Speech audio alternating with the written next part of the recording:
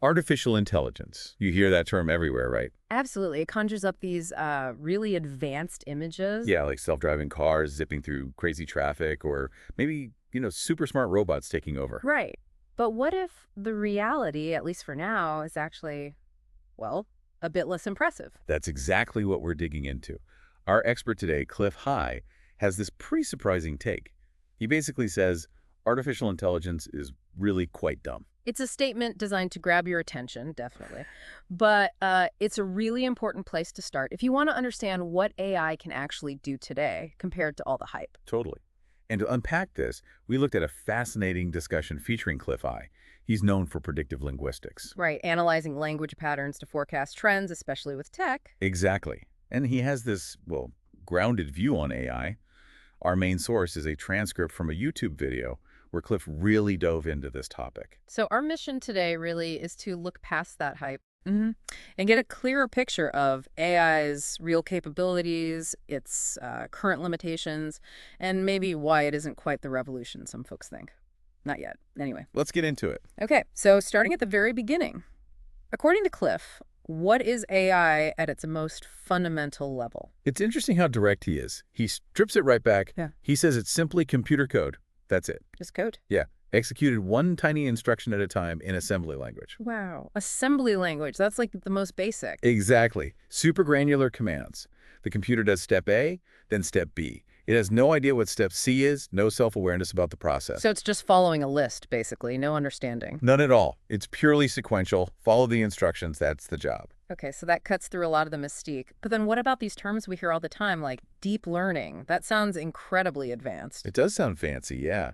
But if you connect it back to that basic definition, deep learning is essentially just software analyzing other software. Software analyzing software. But here's the kicker, Cliff points out. Where does this analysis, this learning, happen? Right. It happens in what he calls a sandbox. A sandbox. So, Like a test environment, a controlled space. precisely. And that's the fundamental flaw he highlights. What's the flaw? That sandbox, no matter how complex you make it, it just cannot replicate the sheer chaos and unpredictability of the real world. Ah, okay. So it's trained on like a limited data set. Exactly, Sure. a finite set of scenarios. Yeah. So when the AI bumps into something totally new, something outside its training, Its performance just tanks. it can, yeah, significantly. It doesn't know how to react because it hasn't seen that specific thing before. That makes a ton of sense. It's like trying to learn deep sea diving in a paddling pool. You miss the pressure, the currents. Good analogy. You miss the complexity. Does Cliff give any, real-world examples of this gap? He does, yeah. He talks about the financial markets. Oh, right. AI trading algorithms have been around for a while. They have. But here's the interesting bit. He says these AI algos, while super fast, often underperform human analysts. Really? How much worse? The numbers he gives are something like 5 to 7% returns for the AI versus maybe 8 to 13% for skilled human analysts. Huh. So why are they still used? Why are human brokers being displaced? Speed. Oh. Pure speed. They can execute trades faster, even if the overall strategy isn't necessarily smarter or more profitable. So it's a trade-off again. Speed wins over, maybe, deeper insight. Seems like it. And what about this other thing you mentioned, AI finding pattern recognition in noise?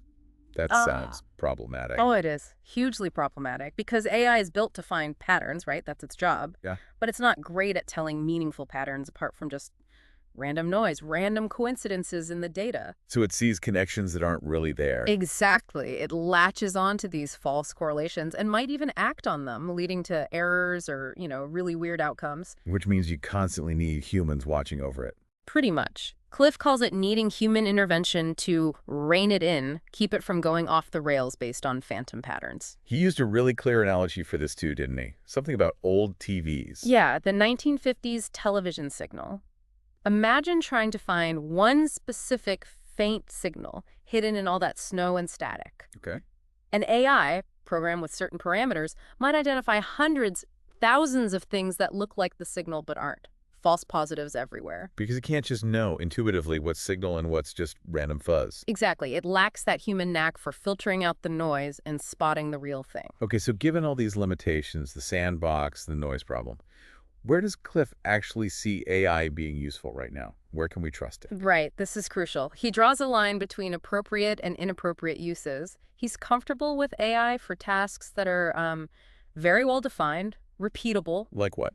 Things like controlling traffic lights, maybe Right. optimizing your smart dryer cycle, even potentially guiding a surgeon's hand during a very specific part of an operation. Tasks with clear rules. Okay, structured tasks. But he's much more hesitant about using it for bigger picture stuff. Absolutely. He specifically flags things like setting policy, deciding on strategic direction, or offering complex guidance as areas where current AI just isn't trustworthy. Why not? Because those things require, well, human stuff. Intuition, empathy, understanding social dynamics, emotions. Things AI just doesn't grasp. He talked about that human ability. Thin slicing, was it? Yeah, thin slicing, like an experienced art curator knowing instantly if a piece is fake, even if they can't immediately list all the reasons why. It's that gut feeling based on deep experience. Can AI even begin to replicate something like that? That intuition? Well, there have been attempts. Cliff mentions an Intel chip redesigned to mimic neural connections in the brain. Did it work? Sort of, but not really. He pegs its effectiveness at maybe 30–40%, plus it's expensive and apparently very difficult to program. So consciousness, intuition, hmm those are still way beyond what we can model in silica. For now, yes, Right. completely. They remain fundamentally human, unmodelable by current tech. This actually reminds me of what he said about expert systems, like an earlier stage of AI development. Right, he has personal experience there. He used to write them back in the day using a language called Prolog. Prologue. What was special about that? It was pretty interesting for its time. It could be compiled or interpreted, and it could actually change its own code while running. Whoa. Yeah, and it used recursion in a way that kind of mimicked how the human mind can loop back on itself. But they still had limits, right? These expert systems. No, absolutely. The biggest limit was the programmer. The system was only as smart as the knowledge the programmer could first understand, then extract, and finally encode into the system. So it's bottlenecked by human understanding and ability to translate that knowledge. Precisely. They were inherently reductionist. He gave this striking example, Yeah. the Federal Base Expectancy Study. What was that? It was software meant to predict if someone was likely to succeed on parole. Okay. Based on what? Get this. Based on only 325 data points about the person. That's tiny for predicting something so complex. Exactly. It shows how these systems have to simplify reality, often drastically, to make it computable.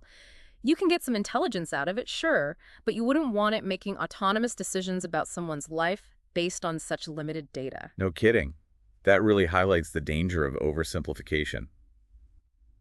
So how does this connect to the bigger picture Cliff taints about convergence? Right, convergence, he sees different technologies and trends merging and influencing each other. Like computers and phones becoming smartphones. That's his historical example, yeah. Now he sees things like cryptocurrencies and software converging. Yeah. And this idea that software is eating the world, transforming industry after industry. And AI is a big part of that software wave, A obviously. huge part. And it has massive implications for labor, for jobs. He mentioned air traffic controllers being displaced early on by tech. How does he see that trend continuing with AI and robotics? He suggests a shift. We're moving from a history where labor was often exploited Yeah. to a future where, for many jobs, labor might just become irrelevant, made redundant by technology. Because robots and AI can do the routine stuff. Increasingly, yes. He even brings up Buckminster Fuller's old ideas about a grand global labor market, where communication is instant and borderless. And how the basis for wages might change. Yeah, Fuller talked about a global machinist wage. Cliff suggests that's maybe outdated now, but the principle holds. The new baseline skill might become something like knowledge engineering. Designing and managing these complex software systems. Possibly. It ties into his point about where value lies. He uses the iPhone example. Right, the physical phone costs relatively little to make. Compared to the immense value locked up in the software, the design, the intellectual property. So manufacturing gets cheaper, software and AI get more important. And that leads towards a potential future, he argues, where the traditional labor market as we know it might just fade away. Wow, that's a big statement. But despite predicting this massive shift, Cliff's own interest in AI seems quite grounded. It does. He's not talking about building C3PO. He's interested in practical applications. Like his smart greenhouse project. Exactly. Using AI and robotics for specific, useful tasks. not trying to replicate human beings or create robotic servants. It kind of brings this whole perspective back down to earth, doesn't it? It really does. Ah. Okay, so let's try to wrap this up. If we boil down this whole deep dive into Cliff High's view on AI, what's the main takeaway? I think the core insight is this. AI today is a powerful tool, no doubt. It can do amazing things, Right. but it fundamentally lacks the nuance, the intuition, the adaptability, the common sense, really, Yeah. that defines human intelligence. And recognizing that gap is key. It's essential. We need realistic expectations about what it can and, maybe more importantly, can't do right now. We need to focus on using it for the right tasks. And that's useful for you listening in, whether you're, prepping for a meeting about AI tools or just trying to understand the headlines. Even if you're just curious about the topic. Right. Knowing these limits can actually make AI feel less overwhelming. That's like magic. Exactly. It grounds the conversation. If you accept Cliff's premise that current AI is, in many ways, really dumb, Compared to human intelligence, yeah. then you can cut through the hype and think more clearly about its actual practical uses today. Okay, so here's a final thought to leave you with. If Cliff is right, and current AI is fundamentally limited in this way, what would it actually take to get to truly intelligent machines?